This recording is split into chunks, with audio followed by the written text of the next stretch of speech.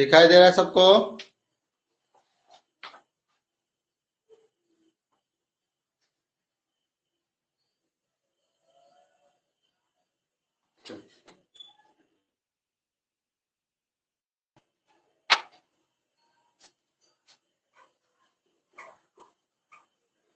नाखून क्यों बढ़ते हैं?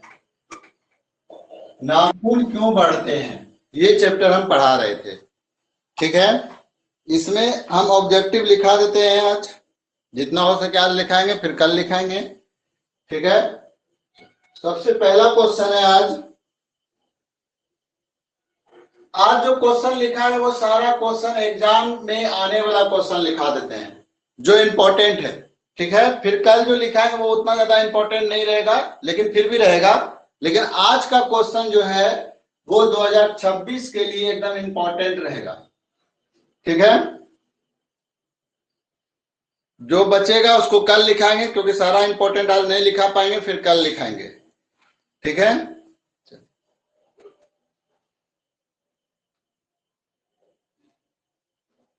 सबसे पहला नंबर क्वेश्चन है आज का,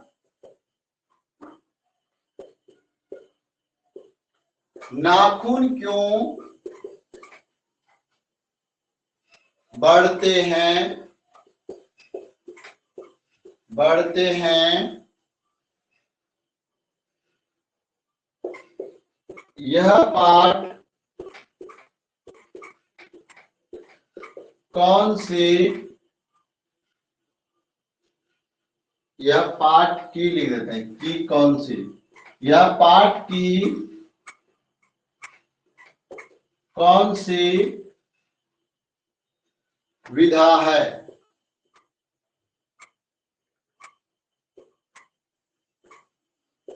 विधा है यानी कि ये क्या है, कहानी है कि कविता है, क्या है ये? तो हम कल बताए थे आप लोग को कि यह एक ललित निबंध है। कल हम बताए थे कि यह एक ललित निबंध है। ठीक है, तो ललित निबंध ही इसकी विधा हो गई, यानी कि ललित निबंध है ये। इसका आंसर क्या हो जाएगा? ललित निबंध। ललित निबंध, इसका आंसर क्या हो जाएगा? ललित निबंध। ठीक है, नेक्स्ट क्वेश्चन है,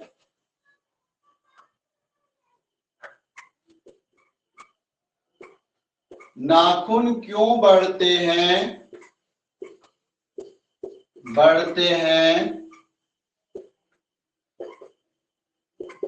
नाखून क्यों बढ़ते हैं? पाठ के लेखक कौन है? पाठ के लेखक कौन है? नाखून क्यों बढ़ते हैं, इस पाठ के लेखक कौन है, इसके बारे में जानना है। कौन है? हजारी प्रसाद द्विवेदी। हजारी प्रसाद द्विवेदी। नेक्स्ट क्वेश्चन,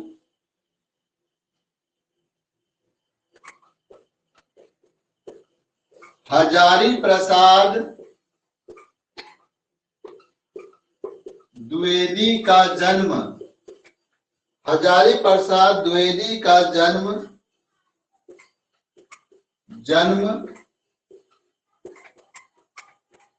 कब हुआ था? हजारी प्रसाद द्विवेदी का जन्म कब हुआ था?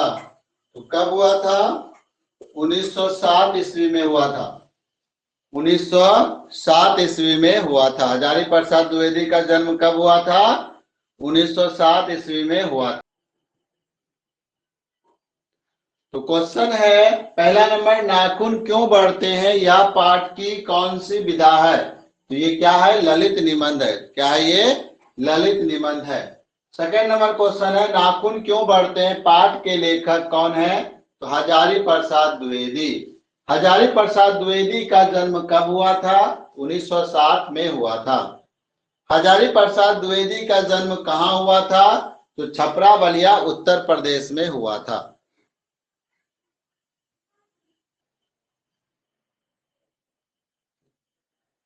क्वेश्चन है हजारी प्रसाद जी की मृत्यु कब हुई थी? 1979 ईस्वी में।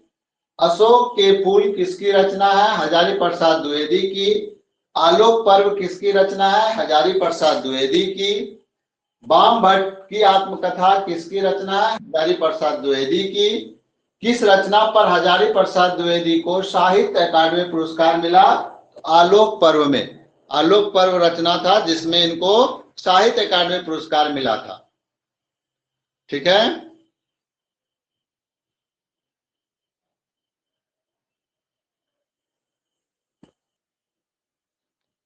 क्वेश्चन है फर्स्ट नंबर, नाखून क्यों बढ़ते? यह प्रश्न लेखक से किसने पूछा? तो उसकी छोटी लड़की ने पूछा था। पुराने का मोह सब समय वांछनीय ही होता है, यह पंक्ति किस शीर्षक पाठ से है? तो नाखून क्यों बढ़ते हैं। नेक्स्ट है, किस देश के लोग बड़े बड़े नाखून रखना पसंद करते हैं? गोंड देश के लोग। अनाम दास का पोथा उपन्यास किस लेखक की कृति है? हजारी प्रसाद द्विवेदी की।